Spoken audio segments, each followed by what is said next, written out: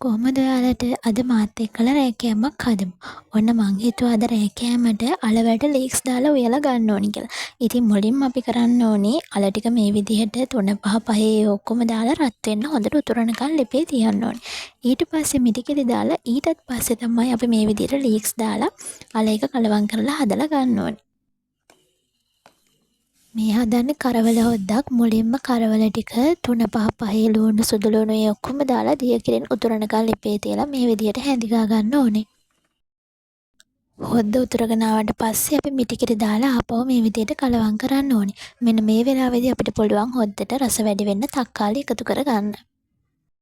දැන් තක්කාලිත් දාලා ආපහු මේ මිටිකිරි ටික උතුරනකන් අපි හිමීට හැඳි ගන්න ඕනේ. කිරි එක කැටි ගැහුනොත් එහෙම හොද්දේ රස නැති වෙනවා.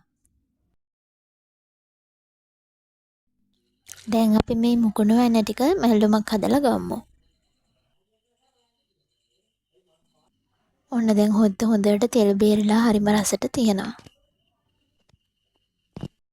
දැන් අපි බිත්තර ටිකකුත් තම්බ ගමු. මේ බිත්තර තම්බනකොට විනාඩි 8ක් තියලා ගත්තොත් අපිට බාගෙට තැම්බිච්ච බිත්තරයක් ගන්න පුළුවන්. විනාඩි 10ක් තිබ්බොත් සාමාන්‍ය විදිහට තම්බගත්ත බිත්තරයක් ගන්න පුළුවන්. ඔයාලත් මේ ප්‍රමාණයට තම්බලා බලන්නකෝ. මේ විදිහට හොඳට ගින්දර අඩු කරලා මේ විදිහට මැල්ලුම රත් කර ගන්න ඕනි. මොකද නැත්නම් මැල්ලුමේ ගුණ නැති වෙනවා. දැන් ඔන්න බත් එකත් ඉදිලා හොඳට දුන් දානවා. හොඳ සුවඳකුත් එනවා.